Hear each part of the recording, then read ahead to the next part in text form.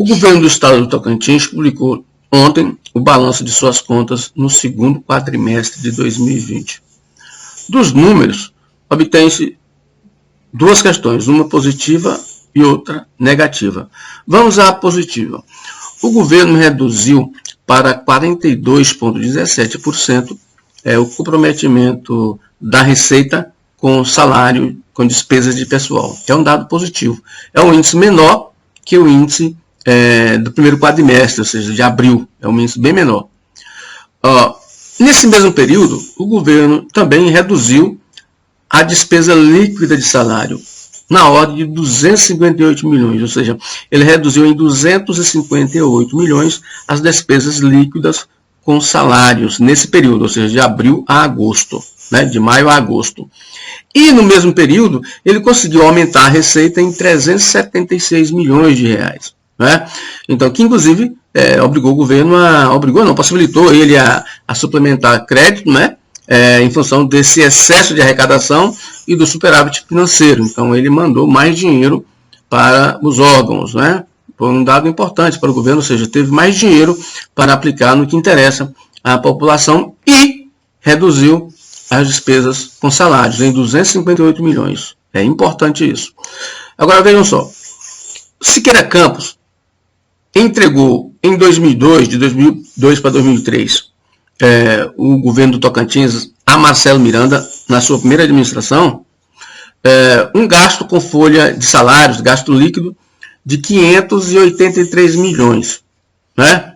Carlesse publicou ontem um gasto de 3 bilhões e 318 milhões, ou seja, a folha de salários, a folha líquida, cresceu 5,6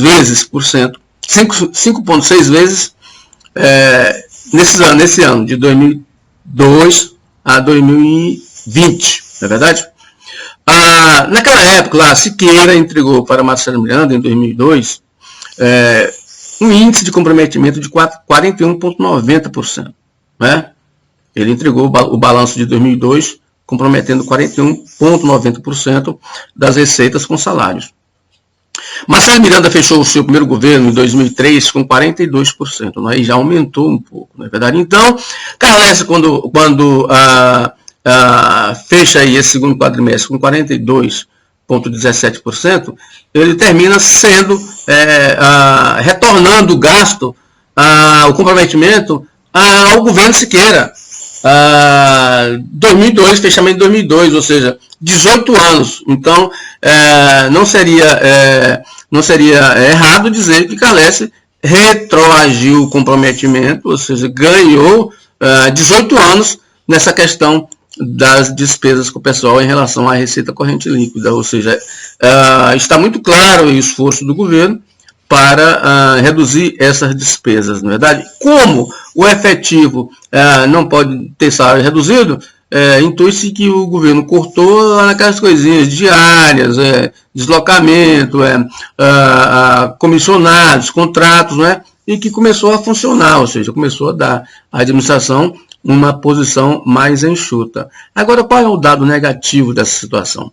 Nesse período aí, o governo aumentou a dívida que ele tem com fornecedores, ou seja, ele aumentou a dívida que não paga, ou seja, que ele faz com fornecedores e que não paga. Mais de 200 milhões, ele aumentou essa dívida aí em 4 meses, ou seja, são dívidas liquidadas em que o governo não paga, vai empurrando com a barriga, até o cara entrar na justiça e virar precatório, aí ele atrasar mais ainda o pagamento. Então, essa questão é o lado positivo. Por quê? Negativo. Por quê? Porque isso depõe contra o governo, dá insegurança aos prestadores de serviço. E obriga o quê? Obriga o governo a cada vez mais ficar encerrando o contrato e contratando outros. Encerrando o contrato, jogando para a prateleira a dívida e o processo e contratando. Vai sempre contratando novos fornecedores em substituição àqueles fornecedores que não aceitam mais continuar porque o governo não paga. Então, esse é o problema do governo, ou seja, isso está minando a administração. E termina fazendo o quê? Termina sugerindo, ou seja, alimentando essa boataria de que o governo faz isso para as pessoas ir lá no palácio negociar o pagamento dessas dívidas, né, naquelas negociações de gabinete. Então, o governo ele termina proporcionando esse tipo de raciocínio que a oposição sempre utiliza e pode utilizar nesses próximos 2 anos. Ou seja, o governo está fazendo a coisa certa no enxugamento da máquina, mas deveria pagar os fornecedores, até porque dinheiro teve, não é? Ele teve um excesso de arrecadação aí fabuloso nesse período, tanto que ele pegou, remanejou, abriu o crédito suplementar para os outros órgãos, né? E teve um superávit financeiro também, que ele pegou e também dividiu com esses outros órgãos. É dinheiro que ele poderia honrar os compromissos firmados com os empresários, ou seja, com os prestadores de serviços, que também têm suas despesas, têm seus impostos, têm seus trabalhadores para pagar, né, tem suas despesas de custeio também, e que não podem viver com um calote aí desses, né, o governo já deve quase R$500 bilhão a fornecedores e nem sabe quando pretende pagar, não é verdade? Um bom dia para você.